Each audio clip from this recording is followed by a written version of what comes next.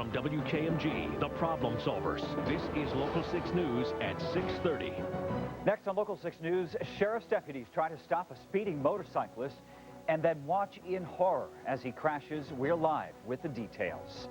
A grieving mother speaks out. Investigators say her son was the victim in a deadly road rage incident. Tonight, a break in the case. And protesters by the thousands. A wild scene in New York City on this, the eve of the Republican convention. Good evening, everybody. I'm Gerald Bresnick. A deadly motorcycle crash along I-4 this afternoon. And there is a twist to this tragedy. Sheriff's deputies were trying to pull the motorcyclist over when he took off at more than 100 miles per hour. Now, this is where it all happened, along I-4 near 434. That's the Longwood area, right at the rest stop there. Our Deborah Garcia is live with the details on this crash. Deborah, what do you know? Well, Gerald, police are still puzzled by this accident. They don't understand why this motorcyclist chose to come speeding into this rest stop instead of being pulled over by police, a decision that ultimately cost this motorcyclist his life. The Seminole County Sheriff's Office says they were told a man on a yellow Honda motorcycle was driving erratically on 1792. Deputies caught up with the motorcycle near the Lake Mary exit on I-4 West. But when they tried to pull him over, he took off, driving over 100 miles per hour. One of the deputies activated his lights, and the vehicle took off. The deputy discontinued it due to being safety, and so he stopped him in pursuit, trying to chase him down or anything. He didn't even overtake the vehicle. The vehicle just kept going, and the deputy just slowed down. Deputies ended up finding the motorcyclist minutes later under this parked tractor trailer at a rest stop. Police say the motorcyclist, described only as a black male, came speeding into the rest stop, lost control, and collided with this truck, dying instantly. If he would have stopped, he would still be alive today. But for some reason decided to run from the police and ended up being a fatality. Now, police are waiting to notify relatives before releasing the motorcyclist's name. Meanwhile, the Sheriff Department and the FHP are conducting an investigation to try to figure out why all of this happened. Reporting live in Seminole County, Deborah Garcia, Local 6. Another big story we're following tonight. I hate to tell you about this. There is real trouble brewing in the tropics, and its name, or her name rather, is Frances. We still don't know where the hurricane is headed tonight, but it is enough of a concern that the emergency operations officials here in Central Florida have called a news conference. Our Giovanna Derpick is live there right now, joins us with the details. Giovanna. Well, Gerald, the news conference just wrapped up, and of course, here we go again. FEMA still has a lot of people out in the area working on disaster relief for victims from Hurricane Charlie. Well, of course, now they have to spread their resources to prepare for Hurricane Frances, possibly. Now, we're told that they already met this morning to reallocate those resources. They tell us they went through every scenario possible today, from minor hurricane to major disaster. They tell us they talked about keeping recovery for Hurricane Charlie's victims going and not slowing that down, and still making sure everyone's prepared for Frances. Now, state disaster officials tell us they relied on help from other states for Charlie, and they've contacted them again to let them know they'll need assistance once more. But here's their biggest concern. We've got victims out there right now from Charlie, and depending on the track, they could be re-victimized again with Hurricane Frances. Not only that, but we would add more counties too, those who probably would be in the path of this event.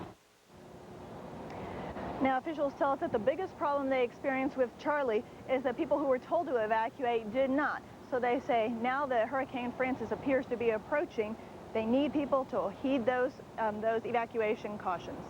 That's the latest here from Orange County. Giovanna Derpick, Local 6. Okay, Giovanna, let's move on to the next storm. Tropical storm Gaston sloshed ashore in South Carolina earlier today with near hurricane force winds. Let's take a look at it. Spinning sheets of rain flooded roadways as the storm knocked out power to thousands of people. Gaston made landfall near McClellanville. That is a small fishing village that was walloped by Hurricane Charlie just a couple of weeks ago. Michelle Tomino has more on Gaston as well as Frances and now Hermine, and I guess we really can't let our guard down right now, can we? No, we can't. It's very active for an August. Really, Gerald, this has been incredible. We've got a 1, 2, 3 punch out there again to talk about these 3 separate storms. Gaston becoming not as big of a factor anymore because it's making that landfall and will begin to diminish over the next several hours. We also have Hermine out there. Hermine is not going to be a factor for us either because we'll see this storm go mainly to the northwest and eventually be an impact for the northeastern sections of the United States, but not for the southeast.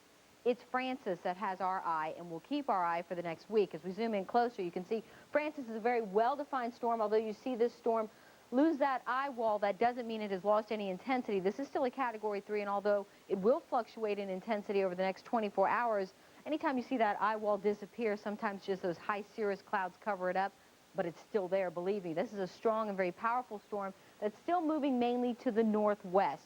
We're going to be watching it very closely for the next several days because we're looking for a couple of different things to happen. High pressure is going to be building off our coastline, low pressure down to the south. What we're wanting, Francis, to do is to move mainly to the west and go south of the state and push out further to the west.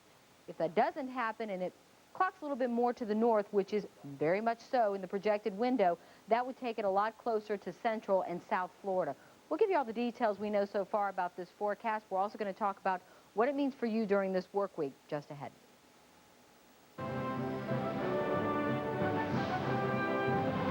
Let's move on to the political storm now. Hundreds of police officers greeted thousands of protesters on the streets of NYC today. It was one of the largest anti-Bush demonstrations expected for the RNC. Jennifer Donnellan reports from the demonstration.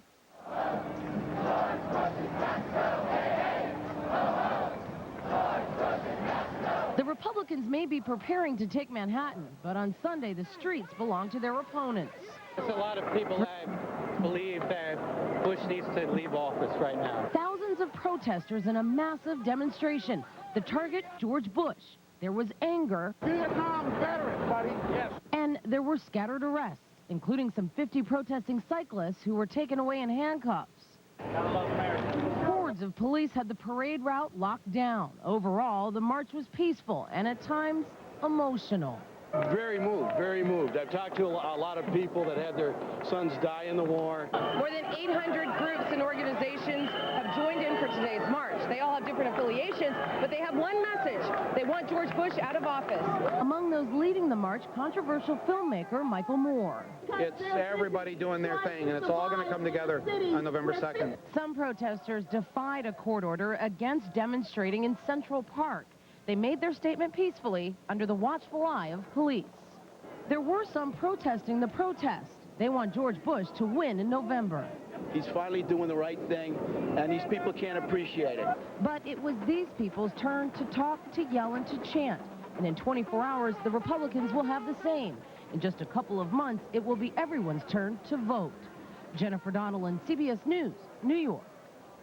Time to take you out to the Cape right now. International launch services now getting ready for a third attempt to send an Atlas rocket into space. This is a live look for you. The launch team decided to scrub last night's takeoff after discovering that 10,000 gallons of liquid oxygen had been lost. A valve on the ground storage tank was inadvertently left open, causing the spill there. The next attempt just about 19 minutes away at 6:57.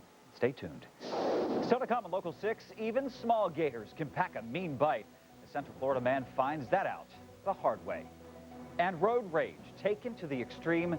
Breaking news in the case tonight, and a grieving mother tells of her son's final moments.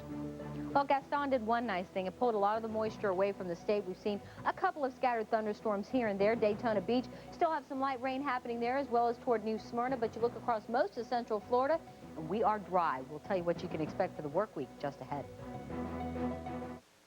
You're watching Local 6 News at 6:30.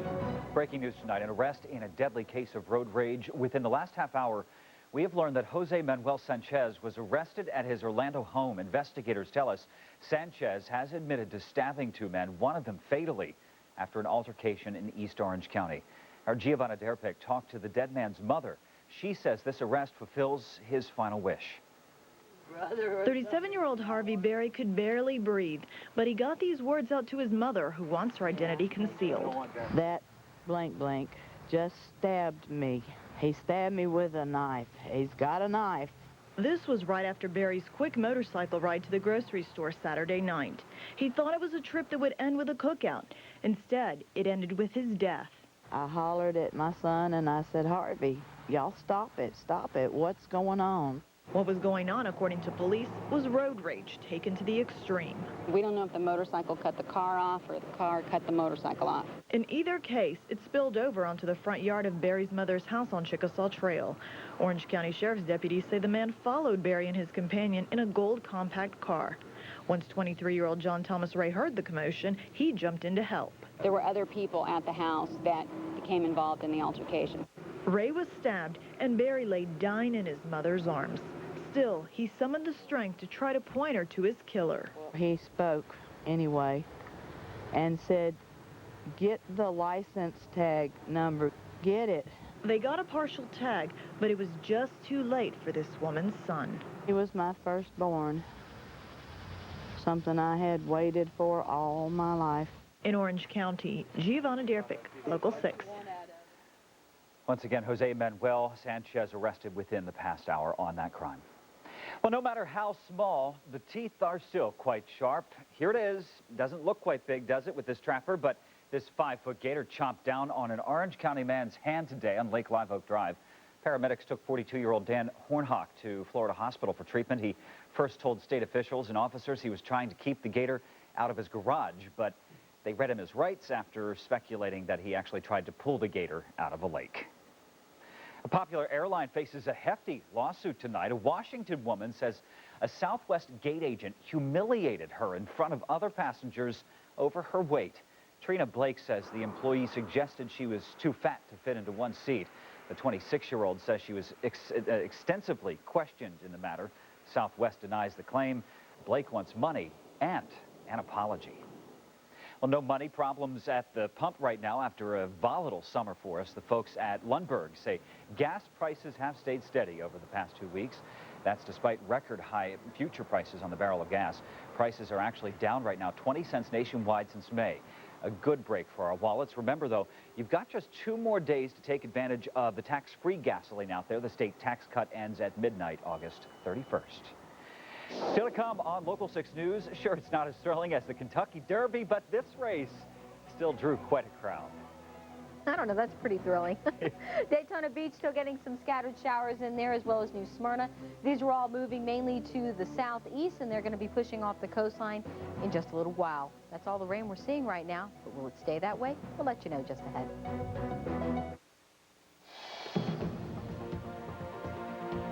You know how you can tell that the tropics have really heated up? We rarely have 3 named storms at the same time. In August. In the month of August, yeah. Right, because the season is not even at its peak. That won't happen until September, beginning of October. The season really starts to peak between August 15th to about November 15th, and after that we start to call, I know, we're nowhere near there. And we have 3 of them out there, one of which has big caution flags with it for us as we watch it moving to the northwest.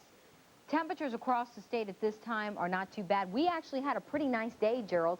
There is some light rain that's happening around Daytona Beach, a few scattered storms here and there throughout the day, but for the most part, everybody remaining pretty much dry because of Gaston. Gaston pulled a lot of the moisture offshore and kept us a little bit drier for this weekend. We'll have one more day tomorrow where we'll call for the rain chances to be at about 40%. After that, they're going to jump right back to normal at about 50 to 60%.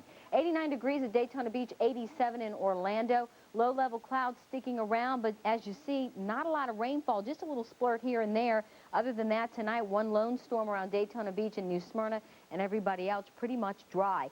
Gaston continues to move its way onshore. It's dumping as much as 8 inches of rain. But this isn't going to be a big player in our forecast any longer. We'll talk about this storm moving off and pushing out of here. The other one that we have out there is Hermine. Hermine will be playing a factor. You see it coming up right there to the northeastern sections around New England by late Tuesday, maybe early Wednesday. That storm will finally make landfall there. Again, not going to be a big factor for us. The one that we'll be watching is Francis. But I do want to give you these latest coordinates with these storms. Tropical storm Gaston is positioned at 33.9 north, 79.6 west. Gusts are at about 50 with winds sustained at 40 miles per hour. Again, here's Gaston, here is Hermine, and over here is Francis. And these 2 storms, although they're out there, they're going to be moving out of our way, and it's Francis the one that's going to keep us watching it for the next several days ahead. And you notice Francis is taking a slow movement to the northwest, and that's been the track for the last day or so. Right now, this is a strong Category 4, but keep in mind with that storm that there will be fluctuations for the next 24 hours. Wanted to give you the coordinates for Tropical Storm Hermine. This one's positioned at 32.4 north, 71.0 west. Maximum winds are at 40, and the gusts at 50 miles per hour. Movement is to the northwest at 10 miles per hour. And again, not going to be a factor in our forecast, but it will be for the northeast. So if you do have concerns for their travel plans, you need to keep that one in mind. Francis will keep that track to the northwest, to the west, around 9 miles per hour for the next couple of days. We are going to watch it very closely. It's at 18.8 north, 55.6 west. Maximum sustained winds are at 135 miles per hour. And again, as we see this storm move over the next few days, the hope with this storm is that high pressure builds in the Gulf, low pressure stays strong to the south, and we track it south of the area and spare pretty much all of Florida, even though I even see a little bit of the southern sections, even if it takes that track, getting some of the spillover and some of those heavier rains that's in that northeastern quadrant. Several days out, we'll have to watch it for you. Just make sure you're ready. Here's what it looks like for you for the rest of tonight. Not a bad forecast for this evening. It's partly cloudy with just a stray storm out there. Otherwise, 75 for the overnight low, with winds from the west and then turning to the north.